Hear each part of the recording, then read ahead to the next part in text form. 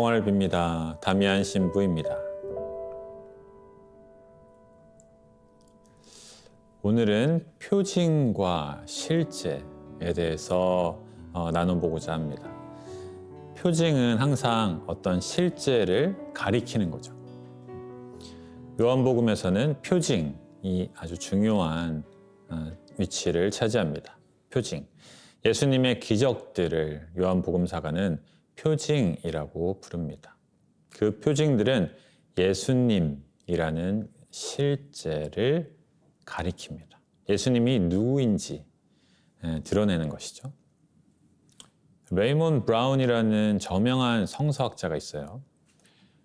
요한복음에서 1장의 이 로고스 창과 뒤쪽 부분부터 12장까지의 전반부를 표징의 책이라고 부릅니다. 그리고 그 뒤에 후반부를 영광의 책이라고 부르죠. 표징의 책이라고 부르는 이 전반부에는 7가지 표징이 들어있습니다. 첫 번째 표징은 우리가 이미 보았죠. 가나에서 물이 포도주로 바뀌는 기적. 두 번째는 이제 오늘 우리가 볼 표징입니다. 근데 사실 이것도 가나에서 일어났기 때문에 두 번째 가나의 기적 이렇게 부르기도 합니다. 왕실 관리의 아들을 살리시는 기적입니다. 세 번째는 벳자타 못가에서 병자를 고치신 기적이고, 네 번째는 5,000명을 먹이시는 기적, 다섯 번째는 물 위를 걸으시는 기적, 여섯 번째는 태생 소경을 고치시는 기적, 그리고 일곱 번째는 나자로를 죽음에서 일으키시는 기적입니다. 이렇게 표징의 책에는 7가지 표징이 실려 있습니다. 그런데 사실 가장 중요한 기적이 하나 남아있잖아요. 예수님의 부활. 예수님의 부활의 기적은 영광의 책에 실려 있죠. 오늘은 두 번째 표징 이야기입니다. 요한복음 4장 46절에서 54절의 말씀입니다. 예수님께서는 물을 포도주로 만드신 적이 있는 갈릴레아 가나로 다시 가셨다. 거기에 왕실 관리가 한 사람 있었는데 그의 아들이 가파르나움에서 앓아 누워 있었다.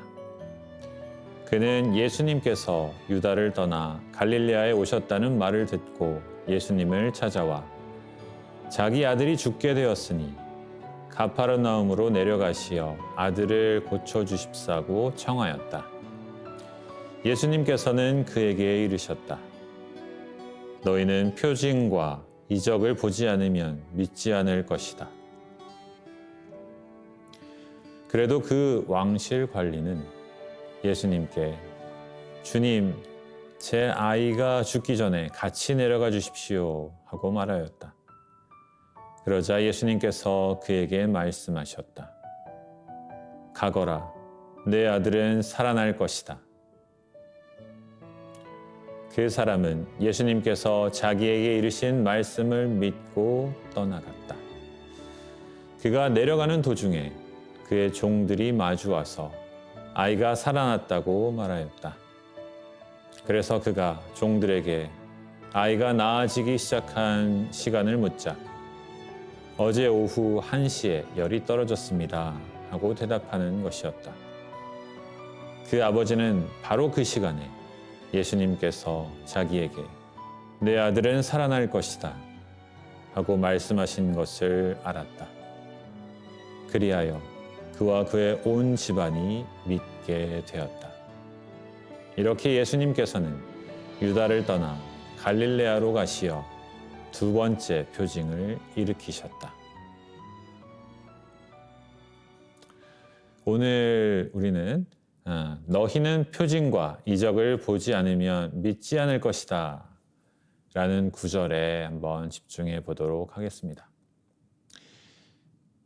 표징이 이제 무엇인지 설명하기 위해서는 어떤 간판을 예로 들을 수 있겠죠.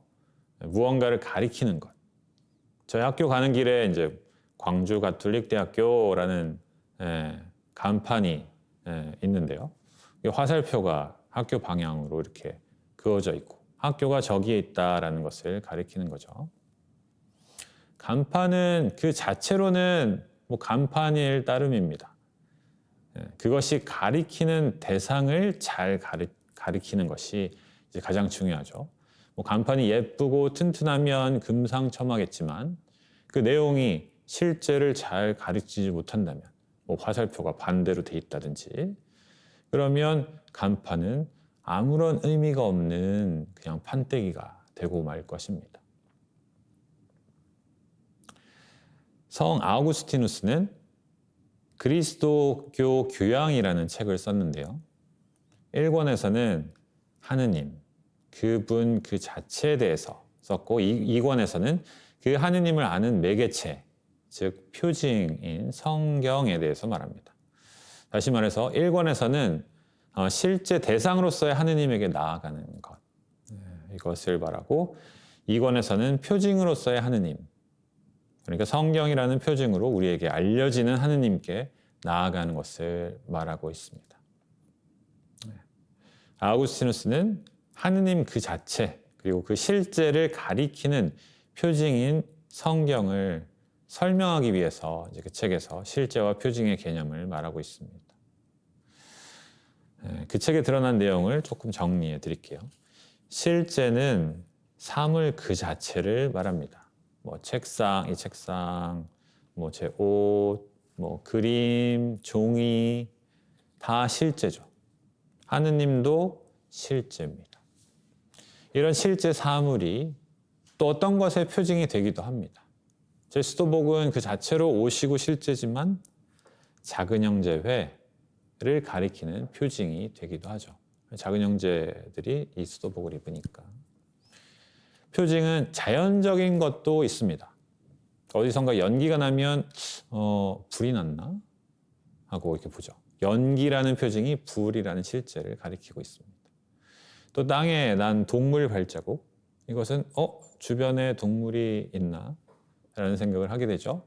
동물 발자국은 동물 그 자체, 실제를 가리키는 표징입니다.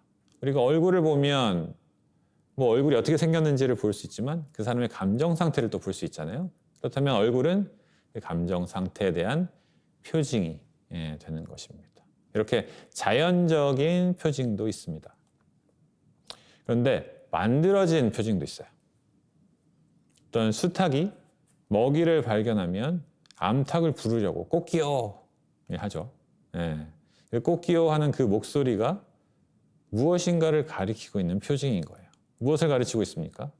야, 여기 맛있는 거 있다. 여기 음식 있다. 이리 와. 라고 하는 그 내용을 가리키는 거죠. 개가 짖는 것도 어떤 것을 가리키는 표징입니다. 그렇다면 인간이 만든 표징도 있겠죠. 손짓, 발짓 다 표징이죠. 하지만 가장 확실한 것은 언어일 겁니다. 옷이라는 말, 그 말은 이 옷이라는 실제를 가리키고 있는 표징이고, 책상이라는 말은 이 책상이라는 실제에 대한 표징입니다.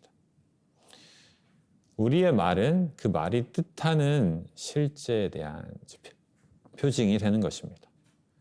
그래서 표징은 실제를 가리킨다라는 말을 지금 여러분께 드렸는데 참 간단한 이야기예요.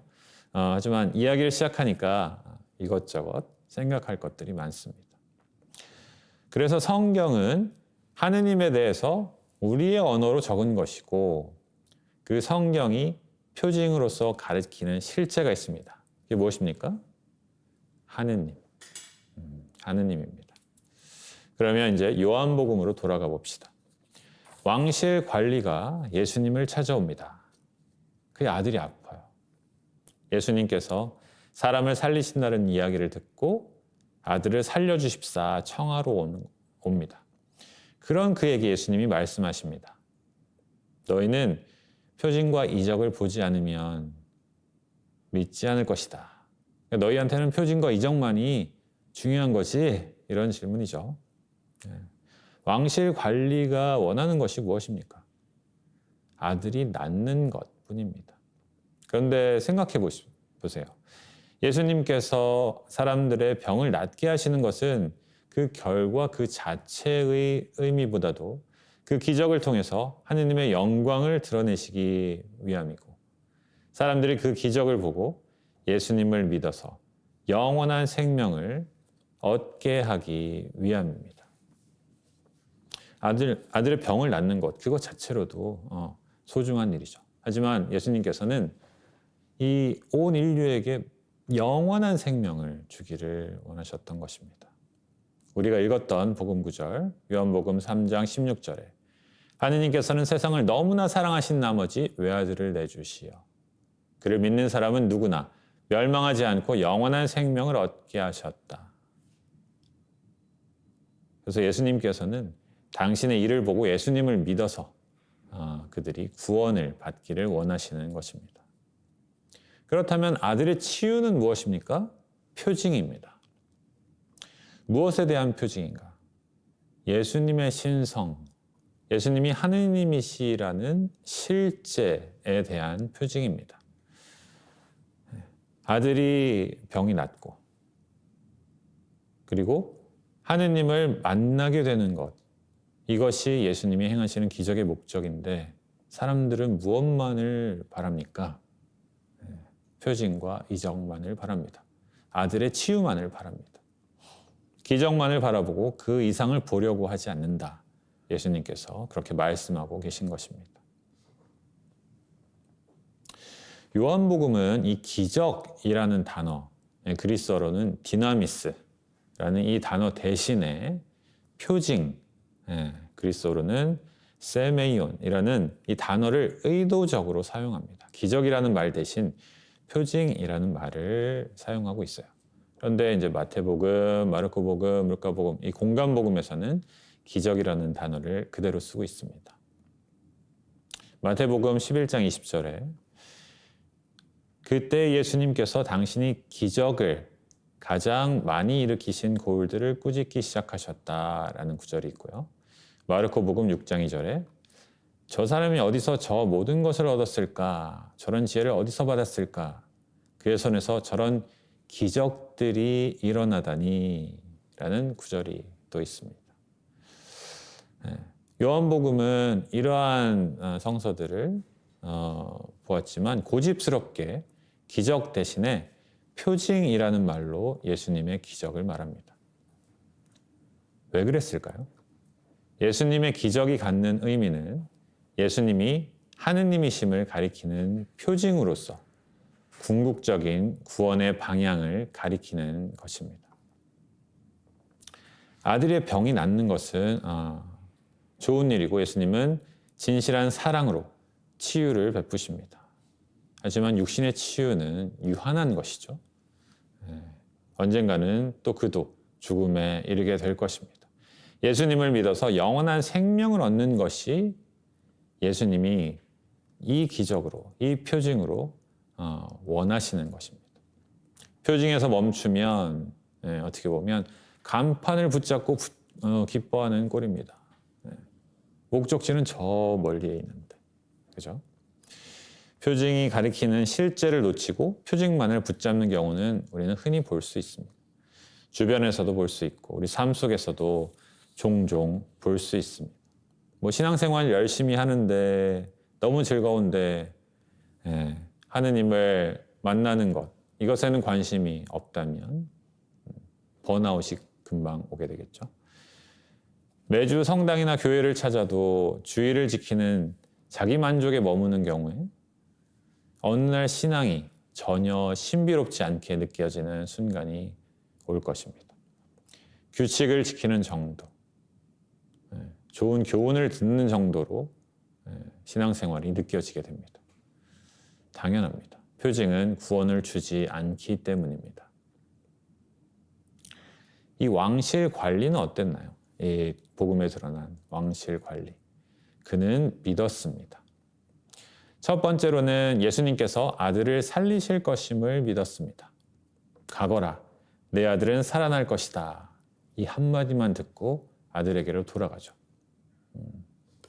그런데 이 믿음은 대단한 것이긴 하지만 완전한 믿음은 아닙니다. 단지 아들이 살아날 것에 대한 믿음이었기 때문입니다.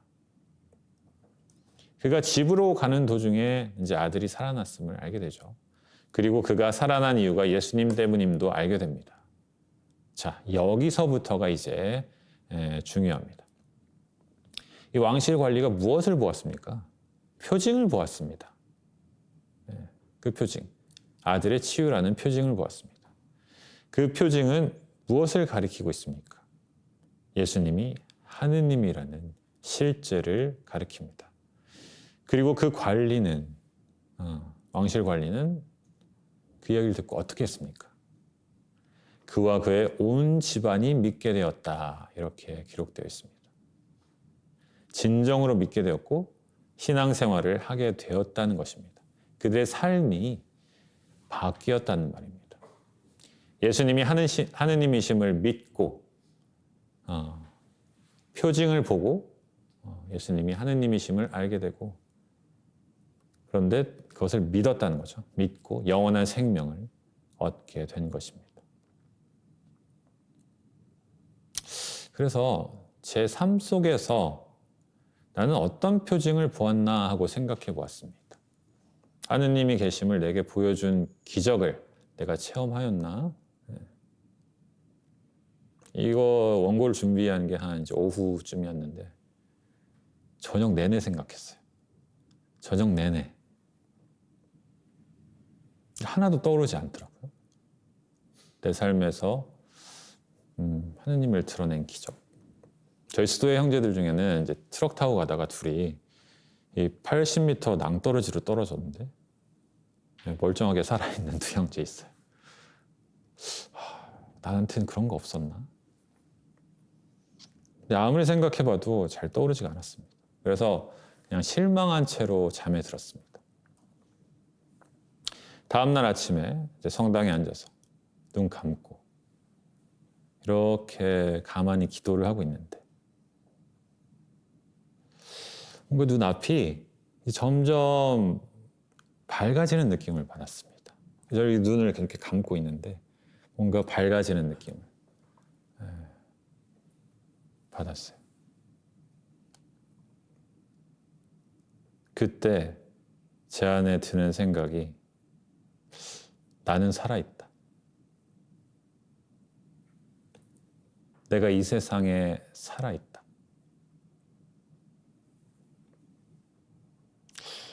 내가 살아있다는 것보다 더 확실한 기적은 없다. 이런 생각이 들었습니다. 처음에는 아주 가볍게 일어난 생각이었어요. 그런데 점차 아주 분명한 깨달음이 되어갔습니다. 얼마나 큰 기적인가. 내가 살아있다는 것. 얼마나 큰 기적인가. 우리는 우리 각자의 태어남에 대해서 설명하는 수많은 논리들을 알고 있죠. 저도 과학적으로 어떤 확률로 어떤 생리적인 작용을 거쳐서 생명이 태어난다는 것 어느 정도 알고 있습니다. 하나의 정자가 난자를 만나서 수정이 일어날 확률 이런 거 있잖아요. 몇 억 분의 1이. 근데 다른 것들을 다 생각하면 몇 억 분의 1만 되겠습니까? 근데 그런 거 다 떠나서 그냥 내가 있다는 사실, 나뿐만이 아니라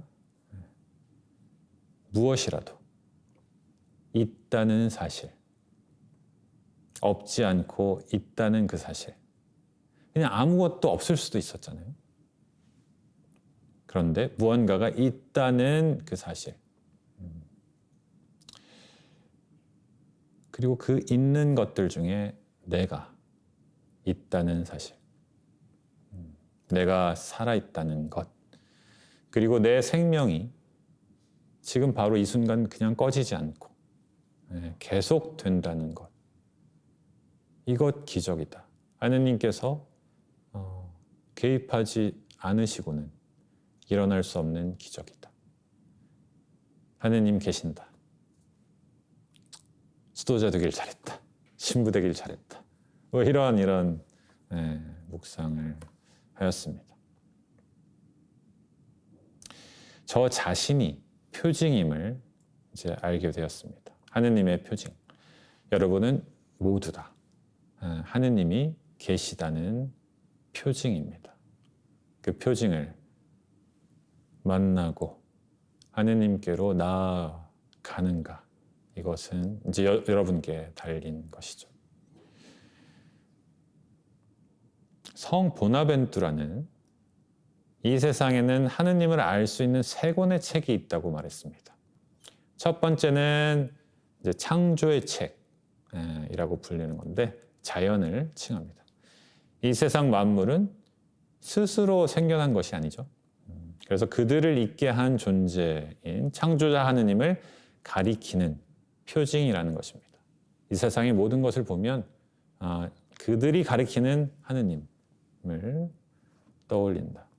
모든 피조물은 하느님의 발자국으로서 하느님의 힘, 지혜, 선을 드러내고 세상을 하느님의 현현으로 볼 수 있도록 우리를 초대합니다. 두 번째는 성경을 말해요. 성경은 우리에게 어떻게 살아야 할지 하느님의 뜻을, 의지를 가르쳐 줍니다. 성경은 하느님을 알아가도록 이끌어주고 그리스도가 누구신지 이제 직접 가르치고 있습니다. 두 번째 책, 하느님을 알 수 있는 두 번째 책, 성경. 세 번째는 경험의 책이라고 불리는데 우리의 삶을 말합니다. 우리는 우리의 내적인 삶을 통해서 하느님을 가깝게 알게 됩니다. 기도를 통해서 또 신앙생활을 통해서 하느님의 사랑이 우리의 삶을 변화시킵니다. 그래서 우리의 경험을 통해서 우리는 하느님께로 나아갈 수 있고 하느님을 알게 됩니다. 그리 보면 온 세상이 표징입니다. 눈을 떠도 눈을 감아도 내 앞에 모든 것이 하느님을 가리킵니다. 마음을 열면 하느님이 친히 내 마음으로 이렇게 스며듭니다. 이 세상의 그 무엇도 하느님을 말하지 않는 것이 없습니다. 영광이 성부와 성자와 성령께 처음과 같이 이제와 항상 영원히 아멘. 감사합니다.